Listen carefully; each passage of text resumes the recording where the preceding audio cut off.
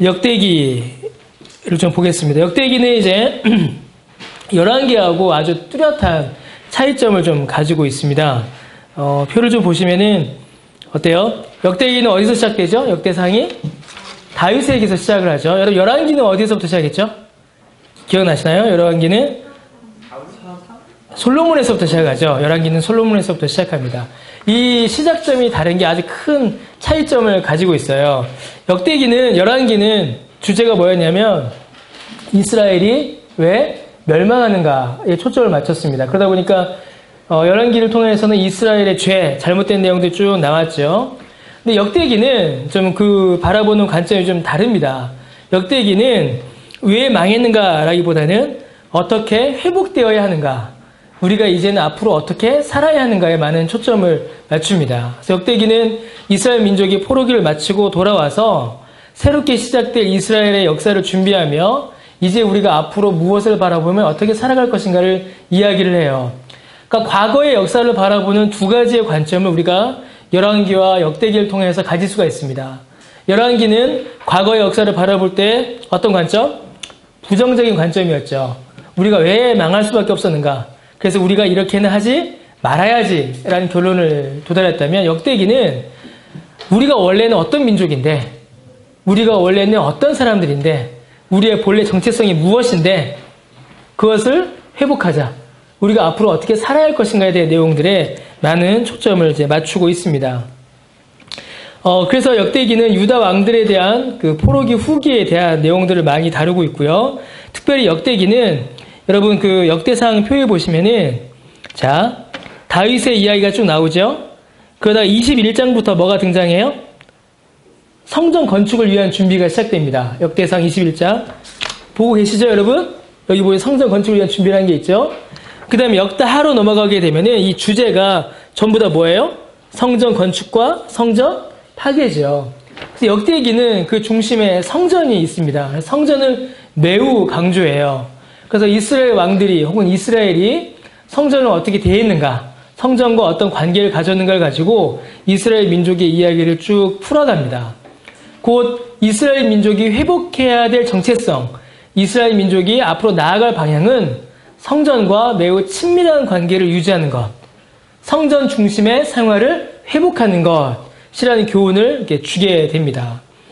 이스라엘 민족들이 성전을 회파하고 성전을 제대로 섬기지 못하고 성전 안에서 드려진 제사를 가볍게 여긴 그 과거의 잘못된 역사를 돌이키는 것이죠.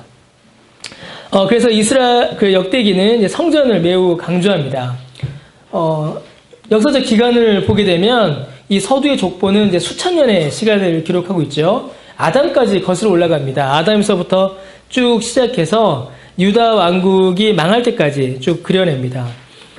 포로기 이후에 유대 민족의 그 연속성, 우리가 아담에게서부터 이어져 온 하나님의 민족이다라는 것을 매우 강조하고 있고, 특별히 다윗과 솔로몬의 언약적인 충성과 그 회복에서의 성전, 그 성전 예배의 역할을 매우 강조하여서 설명을 하고 있습니다. 특히 이제 역대기를 보게 되면은 또 하나 매우 중요하게 등장하는 게 있는데, 이제 레위인들입니다. 그래서 그 레위인들의 찬송 혹은 레위인들의 어떤 상태를 알아보기 위해서 역대상을 많이 우리가 참고합니다. 그래서 레위인들이 매우 강조되고 있다는 것을 다시 한번 좀 말씀을 드리죠. 내용을 좀 하나씩 말씀드리겠습니다. 아까도 말씀드렸던 것처럼 역대기 전체는 그러면 우리는 앞으로 어떻게 살아가야 하는가라는 이야기를 많이 합니다. 과거 역사를 바라보는 두 가지 관점이 이제 무엇이었는지를 제가 이제 쭉 말씀을 드렸죠. 그래서 열왕기는 왜 망할 수밖에 없었는가를 이야기합니다. 솔로몬에서부터 역사를 시작하죠. 그래서 열왕기 같은 경우에는 이스라엘 역사가 망한 그 시작점을 솔로몬에서부터 보는 거예요. 솔로몬이 말년에 이방 여인들과 혼인하고 우상 숭배를 이스라엘로 가져오기 때문에 그렇습니다. 그리고 열왕기는 이제 남유다와 북이스라엘 모든 나라의 왕들 다 기록을 하죠. 그래서 남유다든 북이스라엘이든 전부 다 하나님의 범죄였다는 사실을 매우 강조합니다. 그런데 이 역대기는 달라요. 아까 말씀드렸던 것처럼 이제 우리는 어떻게 살아야 하는가, 앞으로 지향해야 할 자세는 무엇인가를 계속 강조합니다. 그래서 역대기는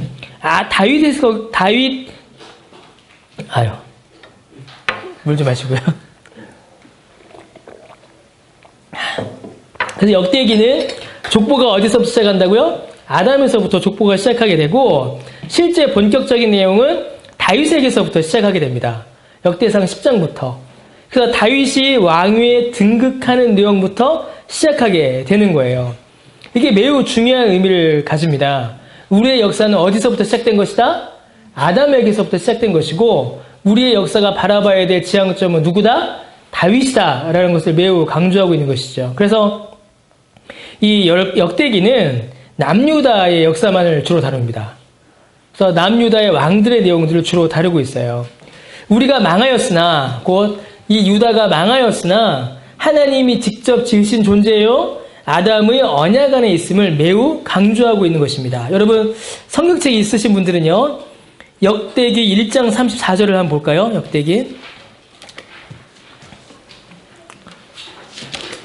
역대기는요 1장부터 9장까지가 다 역대상 1장부터 9장까지가 다 족보입니다. 그래서 성경을 읽을 때에 성경을 이제 열심히 읽어나가다가 중간쯤 만나는 큰 산이 역대기의 족보다라고 그래요. 읽다가 많이 지치거든요. 자, 역대상 1장 34절 한번 보시겠습니다. 역대상 1장 34절. 자, 한번 크게 읽어보겠습니다. 역대상 1장 34절. 자, 시작. 예, 누구라고 하죠? 이삭의 아들은 에서와 누구다? 이스라엘의 원래 이름이 뭐죠? 야곱이죠. 야곱이라고 하지 않고 뭐라고 해요? 이스라엘이라고 하는 겁니다. 왜 그래요? 야곱은 어떤 의미예요? 부정적인 의미거든요. 죄인이었고, 근데 이름 자체가 나쁜 뜻이고, 근데 이스라엘은 언제 받은 이름입니까? 야곱이 야복강가에서 하나님으로부터 받을 은혜의 약속을 받은 후에 바뀐 이름이 이스라엘이죠. 이스라엘 백성들을 가리켜서, 특히 야곱을 가리켜서 이스라엘이라고 할 때는 하나님으로부터 언약받은 그 언약의 자손이다라는 의미가 훨씬 강하게 나타날 때 이 이름을 쓰게 됩니다. 그래서 지금 역대기도 일부러 야곱이라 하지 않고 뭐라고 하는 거예요? 이스라엘이라고 이렇게 이야기를 하는 겁니다. 족보 전체가 1장부터 9장까지 이 역대상이 이스라엘의 족보인데 이 족보 전체가 유다 지파에 이렇게 집중이 됩니다. 왜냐하면 유다 지파를 통해서 다윗 왕이 나오고 영광을 누리게 되기 때문이죠. 여러분 이 1장에서 9장까지 나온 족보가 유다 지파에 초점을 맞추고 있다는 것은 결국은 이 족보의 지향점이 누구도 예수님이다라는 사실을 암시하고 있습니다. 결국 다윗의 자손으로 오시는 곧 유다 지파에서 나시는 예수 그리스도를 바라보게 합니다. 특히 이제 4장을 보게 되면요. 유다 지파의 족보를 매우 강조하여서 설명을 하게 돼요. 자, 1장부터 9장까지가 족보이고 4장이 유다 지파를 강조한다고 이렇게 말씀드렸습니다. 자, 그런데 이 역대상을 보게 되면 6장도 매우 좀 중요한 의미를 갖게 됩니다. 6장에 보게 되면 이제 레위 지파를 강조해요. 다른 지파들과는 뚜렷이 대비되게 6장에서는 레위 지파를 강조합니다. 아까도 말씀드렸듯이 역대기는 성전을 매우 강조한다라고 말씀을 드렸죠. 성전에서 성전을 섬기며 이스라엘 백성들에게 하나님의 말씀의 교훈을 전하며 성전에서 하나님을 찬송하며 제사를 수종들던 자들이 누구예요? 바로 레위인들이었죠. 그러므로 하나님과의 관계를 회복하는 데 있어서 이 레위인들의 정체, 레위인들의 어떤 정체성을 확립하는 것은 매우 중요했습니다. 그래서 이스라엘 백성들이 포로기를 마치고 돌아왔을 때에 느헤미야가 레위인들의 족보를 다시 계수하고 그들에게 사역을 맡기는 장면들을 우리가 볼 수가 있어요. 하나님과의 관계, 하나님 앞에 드리는 예배, 제사를 지금 확인하고 다시 회복하고 있는 것입니다. 그래서 이 족보를 통해서 이제 두 가지 사실이 드러나게 됩니다. 하나는 유다 지파, 유다는 이스라엘의 머리라는 사실이 드러나요. 유다 지파에서 왕이 나고 그 지파로부터 메시아가 나서 이스라엘을 구원할 것이다 라는 유다 지파가 이스라엘의 머리다라는 사실을 확인되게 되고 또 하나는 레위가 이스라엘의 중심이다라는 사실이 또 다시 한번 확인되게 됩니다. 여러분 요즘에 그 우리 민수기 읽죠? 이번 주부터 민수기죠? 우리 그 성경 읽기 다음 주부터인가요? 이번 주부터 맞죠? 민수기를 보게 되면은 민수기가 뭐예요? 이스라엘 백성들의 수를 세는 거죠. 언제 수를 셌을까요? 이스라엘 백성들의 수를? 광야에서 무엇 때문에 수를 세요? 그렇죠? 진을 칠 때에 그 진이 어느 위치에 어떻게 얼마나 위치해야 되는가 그것을 위해서 수를 셉니다. 전쟁에 참여할 자들의 수를 세요. 그러면 민수기는 이스라엘 백성들의 진의 그 배치가 매우 중요하게 다루어지죠. 근데 이스라엘 진이 있으면은 그 진의 중심에는 무엇이 있어요? 회막. 하나님이 임재하시는 회막이 늘 가운데 있습니다. 곧 이스라엘의 중심에는 누가 있는 거예요? 늘 하나님이 계신 거예요. 그래서 역대기의 족보에서도 유다 지파가 이스라엘의 머리로서 매우 강조되어 등장하지만 그 순서들을 보게 되면 그 중앙에 이스라엘의 중심에는 레위 지파가 있다라는 것이 다시 한번 강조됩니다. 곧 이스라엘의 중심에는 누가 계시다? 하나님이 계시다. 하나님의 임재 가운데 이스라엘이 비로소 존재할 수 있다라는 사실을 매우 강조하여서 우리에게 설명을 해주고 있습니다. 여러분, 이 사실은 오늘날 우리에게도 매우 중요한 의미를 가져요. 아까 초두에 말씀드렸듯이 역대기는 이스라엘이 어떻게 회복되어야 되고 이스라엘이 어떻게 살아야 되는가에 대한 그 내용을 담고 있다라고 말씀을 드렸죠. 우리도 마찬가지입니다. 구원받은 우리는 어떻게 살아야 하고 구원받은 우리의 삶은 어떻게 이루어져야 되는가에 대한 질문, 그리고 그거에 대한 답을 역대기를 통해서 우리가 어느 정도 찾아볼 수가 있습니다. 곧 성정 중심의 생활을 역대기가 강조하죠. 그럼 우리도 하나님 중심의 생활이 우리 삶 가운데 이루어져야 한다는 겁니다. SFC라고 혹시 아세요, 여러분? SFC라고, 우리 교단은 대한예수교 장로의 합신교단이죠. 우리나라 그 장로교 교단 중에 가장 큰 교단이 대한예수교 장로의 합동, 통합, 그 다음에 다 고만고만합니다. 그래도 그 다음쯤에 있는 교단이 고신이라는 교단입니다. 고신. 이 고신이라는 교단이 아주 역사가 깊어요, 우리나라에서. 그 고신이라는 교단에서 중고등학생, 대학생들이 모이는 중고등부 대학부를 이제 SFC라고 옛날부터 했습니다. 예, Students for Christ 이렇게 했었는데 제가 하고 싶은 게 그게 아니고 그 SFC 강령을 보게 되면은 우리는 전통적 예수님에서 신앙 고백서면 대소여름답 우리의 신조를 한다. 우리는 뭐 세상의 빛과 소금이 되면 우리의 목적으로 한다. 쭉 이어가다가 우리의 삶의 원리는 이와 같다. 하나님 중심, 성경 중심, 교회 중심. 이 세 가지의 삶의 원리를 이제 SFC 강령에 포함하고 있습니다. 그 하나님 중심, 성경 중심, 교회 중심이라는 그 말이 단순한 표어가 아니라 제 개인적으로는 바른 신학, 바른 교회, 바른 생활만큼이나 우리 신앙에 있어서 아주 강조되어야 될 점이 아닌가라고 저는 생각을 합니다. 우리가 신자잖아요. 예수 믿는 신자입니다. 예수 믿는 신자에게 있어서 하나님과 성경과 교회가 없다면은 과연 그것이 참된 신자로서의 삶을 유지할 수 있는가? 우리가 다시 한번 좀 확인해야 될 필요가 있는 것이죠. 신자로서의 신자됨이 거기서부터 시작되는데 그것을 가볍게 여기진 않는가? 우리가 한번 돌아볼 필요가 사실은 있습니다. 자, 계속 좀 보죠. 다윗에게서부터 그 역사가 시작이 되고 또 하나 중요한 점이 아까도 말씀드렸던 것처럼 성전을 매우 강조합니다. 그래서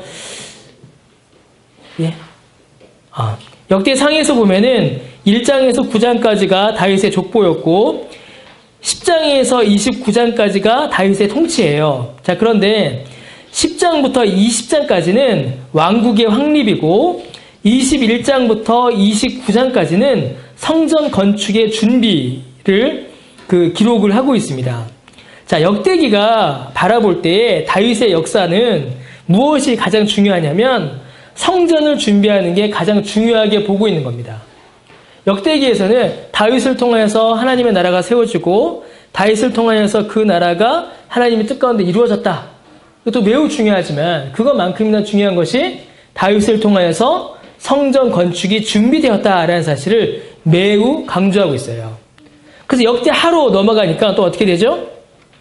솔로몬이 취임하고 1장부터 9장까지 성전 건축에 대한 내용들이 쭉 이어지게 되어 있습니다.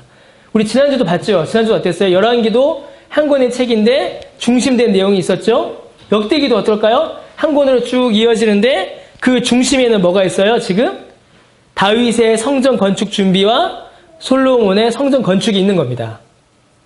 여러분 잘 따라오고 계시죠? 그러니까 이 표를 이렇게 나뉘어져 있지만 이 표를 옆으로 붙였다고 하면 생각을 해보세요. 그럼 가운데는 뭐가 있어요? 성전 건축 준비와 성전 건축이 있는 겁니다. 그때 왕들이 누구예요? 다윗과 솔로몬이죠. 이스라엘이 가장 영광을 누렸을 때예요. 모든 이스라엘 민족이 모든 왕들이 성전을 건축하고 성전을 짓는 일에 집중했던 때입니다. 성전이 그 중심에 있던 때이죠. 이스라엘 민족이 회복되어서 나아갈 방향이 바로 그거였던 겁니다. 하나님을 중심에 모시고 하나님 중심된 삶을 사는 것, 성전을 중심으로 사는 것, 그것을 말하는 것이죠. 성전이 중요한 겁니다. 단순히 성전이라는 건물 그 자체만을 말하는 것이 아닙니다. 성전에서 행해졌던 제사를 이야기하는 것이죠. 그 안에서 이스라엘 백성들이 죄를 자복하고 재물이 죽음으로 죄 용서함을 받으며 하나님의 은혜로 회복되어졌던 그 은혜의 역사를 이 역대기는 강조하고 있는 것입니다. 여러분, 그런데 한 가지 더 짚고 넘어가야 될 것이, 이 이스라엘 성전이 영원한가요? 무너지나요? 무너지죠. 무너집니다. 이 솔로몬이 세운 성전은 무너져버려요. 남지 않고 무너져버립니다. 근데 솔로몬 성전이 무너지고 난 다음에는 이제 학계 스가랴 때 다시 성전이 세워지죠? 어떤 성전이 세워지죠? 스룹바벨 성전이다 라는 성전이 세워지죠. 지난주에도 말씀을 드렸죠. 그러다 보니까 어떻게 됐어요? 이 스룹바벨 성전은 매우 초라했습니다. 그러니까 이스라엘 백성들이 어떻게 해요? 그 성전을 보고 솔로몬 성전의 영광을 기억하던 노인들이 울죠. 자, 그런데 이 스룹바벨 성전도 나중에 무너져요. 무너지게 되고 로마가 점령하면서부터 다른 성전이 또 세워집니다. 예수님 때에는 어떤 성전이죠? 기록 혹시 아시나요? 헤롯 성전이 세워지죠. 이 헤롯 성전은 굉장히 화려하게 지어집니다. 금은 보석으로 번쩍번쩍하게 지어져요. 근데 이 헤롯 성전마저도 어떻게 돼요? 나중에는 돌 위에 돈 하나 남지 않고 싸그리 다 무너져 버립니다. 자, 그럼 여러분, 건물로서의 성전은 다 무너져 버립니다. 건물로서의 성전은 남아있지 않아요. 그러면은 정말로 이스라엘 민족이 그 중심에 두어야 하는 성전, 이스라엘 민족이 정말로 사모해야 되는 성전이 무엇인가라는 질문을 다시금 하게 되는 겁니다. 여러분, 그러면 정말로 진정한 성전은 뭐죠? 참된 성전은? 참된 성전은 뭐예요? 예수님이죠. 예수님께서 뭐라고 하세요? 자기 몸을 가리켜서, 자기를 가리켜서 성전이다 라고 하시죠. 그게 뭐겠습니까? 역대기를 통하여서 이스라엘 민족이 회복되어야 되는 삶의 방향이 성전 중심의 삶이었어요. 성전에서 행해졌던 죄사함과 회복의 은혜와 구속의 은총과 하나님의 말씀의 교훈이 이스라엘 민족이 회복해야 될 영광이요 삶의 모습이었습니다. 성전이 그 중심에 있었던 것이지요. 그러나 건물로서의 성전은 다 무너져버리고 남지 않았어요. 그러면 영원히 바라봐야 될 참된 성전, 영원히 존재하는 성전은 누구다? 예수 그리스도다. 결국 예수 그리스도를 중심에 모시는 그 참된 신앙의 삶을 역대기는 우리에게 가르쳐주고 있는 것입니다. 자, 그럼 역대하를 보면은, 역대하 표를 좀 보면은, 역대하에서 비로소 어떻게 돼요? 솔로몬의 시기가 시작됩니다. 그래서 역대하부터 열왕기의 시기와 이제 겹치게 되죠. 솔로몬의 통치가 1장부터 9장까지 쭉 이어지는데 그 핵심은 성전 건축입니다. 역대하는 7장 14절이 매우 중요합니다, 여러분. 역대하 7장 14절 한번 보실까요? 성경 있으신 분들은? 성경은 다 있으시죠? 교회 왔는데 성경이 없으면 안 되죠. 역대하 7장 14절 한번 보시죠.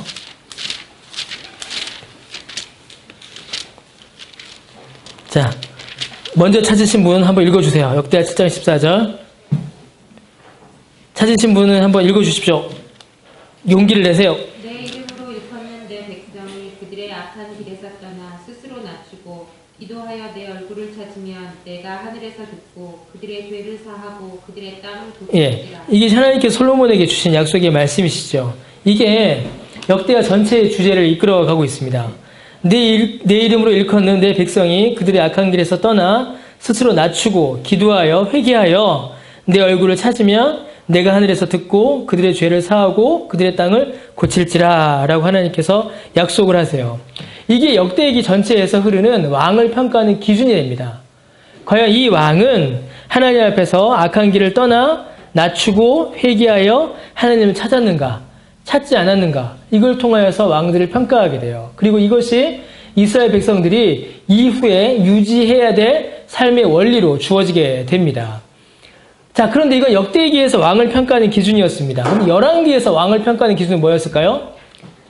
열왕기에서 왕을 평가하는 기준은 여러분 여로보암 왕이었어요. 그래서 왕을 평가할 때 여로보암의 길로 행했다, 여로보암의 길로 행하지 않았다를 설명했죠. 여로보암의 길은 뭐였습니까? 우상 숭배하고 하나님 앞에 패역하고 악한 길을 가는 것이었어요. 그러니까 그 기준 자체가 다른 겁니다. 열왕기는 계속 반복하여 악한 일에 대하여 평가하고 있었고, 역대기는 무엇을 바라봐야 되는가를 반복적으로 이야기하고 있었죠. 결국 이 역대기는 하나님께서 성전을 통하여서 알려주신 그 복음 앞에 이스라엘 백성이 회개하는가, 그리고 하나님 중심의 삶을 살아가는가를 계속하여 물어보고 있습니다. 그리고 십자가의 구속사역을 결국 바라보게 이끌어가는 것이죠. 10장과 28장에서는 그래서 분열 왕국의 시대가 계속 이어지게 되고 유다의 멸망을 이야기하게 됩니다. 역대기와 열왕기를 비교할 때 가장 이제 좀 두드러진 특징을 가지고 있는 것이 역대하 33장과 열왕기하 21장입니다. 여러분, 역대하 33장을 한번 보실까요? 역대하 33장을 보겠습니다. 역대하 33장입니다. 예. 자, 역대하 33장 1절에 누가 등장하죠? 므낫세죠. 우리 지난주에 잠깐 말씀드렸던 겁니다. 역대하 33장을 보니까 므낫세가 왕이 오를 때 나이가 12세라 예루살렘에서 무려 몇 년을 다스렸어요? 55년을 다스렸습니다. 그런데 그가 여호와 보시기에 악을 행하고 이방 사람들의 가증한 일을 본받아서 아버지 히스기야가 헐어버린 산당을 다시 세우고 바알을 위하여 제단을 쌓고 아세라 목상을 만들고 하늘에 이루어 성신을 경배하고 섬깁니다. 여호와께서 전에 이르시기를 여호와의 전에 제단들을 쌓고 하셨는데 이런 것들을 전부 다 허물어버리고 하늘에 이루어 성신 우상을 위한 제단을 쌓아요. 더구나 6절에 가니까 인신제사 흰놈의 아들 골짜기에서 그의 아들들을 불 가운데로 지나가게 하고 점치며 사술 요술 행하고 신접한 자 박수 신임하고 여호와 보시기에 악을 많이 행하여 여호와를 어떻게 했어요? 진노하게 합니다. 아루세기 목상을 하나님이 전에 세우고 하나님이 이 성전에 대하여 다윗과 아들 솔로몬에 이르시기를 이 집밭에 이 성전 예루살렘을 영원히 두라라고 하셨는데 그것에다가 우상을 두고 막 이런 일을 계속 범해요. 계속 죄를 짓습니다. 9절에 유다와 예루살렘 주민이 므낫세의 꾀임을 받고 자기만 죄를 지는 게 아니라 백성들까지도 전부 다 이 악행에 동참을 시켜요. 그래서 행한 것이 여호와께서 이스라엘 자손의 옆에서 멸하신 모든 나라보다 더욱 심하였다. 아주 악한 일을 행하게 됩니다. 자, 그런데 10절에 여호와께서 므낫세와 그의 백성이 이르셨으나 듣지 않습니다. 11절 여호와께서 아수르 왕의 군대 지휘관들이 와서 치게 하심에 그들이 므낫세를 사로잡고 쇠사슬로 결박하여 바벨론을 끌고 가버려요. 자, 그러자 12절부터 므낫세가 변합니다. 어떻게 변해요? 그가 환난을 당하여 그의 하나님 여호와께 간구하고 조상들 하나님 앞에 크게 어떻게 합니까? 여러분? 겸손합니다. 그 13절에 뭐해요? 기도하고 하나님의 그의 기도를 어떻게 해요? 받으시죠. 그의 간구를 들으시사 그가 예루살렘에 돌아와서 다시 왕이 앉게 하시며 므낫세 그제서 여호와께서 왕이신 여호와께서 하나님이신 줄을 알았더라. 이렇게 기록을 합니다. 15절에 그래서 므낫세가 돌아와서 이방신들과 우상을 제거하고 여호와의 전을 건축한 산에 쌓은 모든 제단들을 다 버리고 16절 제단을 보수하고 화목제와 감사제를 그 제단 위에 드리고 유다를 명령하여 이스라엘 하나님 여호와를 섬기라. 이렇게 얘기해요. 19절 그 모든 죄와 허물과 겸손하기 전에 산당 세운 곳과 아세라 목상 우상 것들이 다 호세아의 사기에 기록됐다. 이런 내용들이 쭉 기록되어 있습니다. 자, 역대기는 므낫세를 기록할 때에 어떻게 기록해요? 므낫세가 하나님 앞에 얼마나 범죄하였는가를 기록하죠. 그리고 하나님께서 그에게 벌 주셨고 그가 그 과정 가운데서 돌이킨 내용을 기록하고 있습니다. 이스라엘 민족의 역사를 축약하고 있는 것과 같은 거예요. 이스라엘 민족이 하나님을 떠나 하나님을 버려 망하여 포로로 끌려갔으나 하나님께서 그들을 회복하실 터인데 회복하셨는데 그 회복된 이스라엘은 어떻게 해야 된다? 므낫세처럼 성전을 회복해야 하는 것입니다. 무너진 제단을 수축하고 성전 안에 있는 재무 우상들을 버리고 기존에 만들었던 목상들을 부셔버리고 하나님 중심, 회개한 이후에 믿음의 중심의 삶을 살아가는 것이죠. 자, 그런데 열왕기하 21장은요. 여러분, 열왕기 21장에 보면은 므낫세의 악행을 가득 설명합니다. 계속 므낫세의 악행을 쭉 설명하고 거기에서 끝나버려요.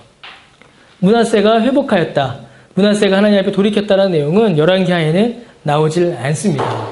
곧 열왕기하는 그래서 뭐에 집중해요? 이스라엘이 망할 수밖에 없는 이유에 집중하게 되고, 역대기는 그 이후에 회복된 우리가 어떻게 살아야 되는가를 다시 한번 우리에게 강조하여 설명해 주고 있습니다. 예, 다 봤습니다. 예, 제가 여기까지 쭉 설명을 다 드렸습니다. 이 표는 여러분 참고하시라고 제가 드린 겁니다. 표에서 제가 설명을 안 드린 부분이 있는데, 뭐냐면 이제 사무엘 열왕기 역대기 맨 마지막 표는 제가 좀 설명을 좀 안 드렸습니다. 사무엘 열왕기와 이제 역대기를 좀 비교해서 만든 표예요. 사무엘 열왕기는 일단은 선지자적 관점을 유지합니다. 선지자는 어떻게 해요? 선지자는 뭐 하는 사람들이죠? 하나님의 말씀을 선포하며 그들의 죄를 지적하고 돌이키기를 요구하는 사람들이죠. 그 선지자적 관점을 계속 강조하고 있고, 정치사, 왕들이 어떻게 나라를 이끌어갔는가, 망쳤는가를 강조하고 전쟁을 중요하게 다루고 있습니다. 그러다 보니 왜 망할 수밖에 없었는가를 기록해야 되니까 두 나라가 계속 기록되어 있고 민족사가 나타나며 인간이 실패한 내용이 나타나게 되죠. 그 옆에 보면은 이제 신명기적 사관을 유지한다라고 되어 있습니다. 이 신명기적 사관은 하나님의 율법에 순종하면 복을 받고 율법에 불순종하면 저주를 받는다라는 그런 관점이에요. 이게 단순히 인과응보는 아니지만 이제 축약하면 이제 그렇게 설명할 수가 있습니다. 범죄하면 하나님께서 징계하시고 징계 가운데 회개가 있고 구원이 일어난다라는 관점들이 쭉 나타나고 있어요. 그래서 사무엘서 열왕기는 이런 것들을 주로 이야기를 하고 있습니다. 역대기는 관점이 다르죠. 역대기는 제사적 관점을 유지하고 있어요. 제사장은 어떻게 하죠? 하나님과 죄인 사이에 중보가 되어서 이스라엘 백성들을 회복시키는데 제사장은 초점을 맞춥니다. 그래서 종교적인 이야기들, 성전을 매우 중요하게 강조하고 또 유다의 기록들, 다윗 계보를 매우 중요하게 다루고 있는 것을 볼 수가 있습니다. 예, 나머지 내용들 제가 다 설명을 드렸습니다. 예, 여기까지 보도록 하겠습니다. 혹시 질문이나 하시고 싶으신 말씀이나 있으신가요? 예. 없으시면 우리 같이 기도하고 우리 또 마치도록 하겠습니다. 우리 시간 기도할 때는 오늘 이제 역대기까지 쭉 살펴봤는데, 열왕기 역대기를 쭉 살펴봤는데요. 이스라엘 역사를 바라보는 두 가지 관점을 우리가 좀 살펴봤습니다. 두 가지 관점 다 우리에게 주시는 교훈이 특별하다라고 볼 수 있습니다. 우리가 어떤 죄에서 돌이켜야 하는가, 그리고 죄에서 돌이켜 구원받은 자는 이제 앞으로 어떤 삶을 살아야 하는가, 두 가지의 내용을 쭉 살펴봤는데, 이 두 가지의 내용을 우리 삶 가운데 적용하며 또 하나님의 은혜를 구하며 주께서 우리에게 은혜 주셔서 힘을 주셔서 또 하나님 기뻐하시는 삶을 살아가겠는 우리가 되게 해달라고 들으신 말씀 생각하시면서 또 교회를 위해서 우리의 도움이 필요한, 기도가 필요한 성도들 위해서 같이 기도하고 마무리하도록 하겠습니다. 기도하겠습니다.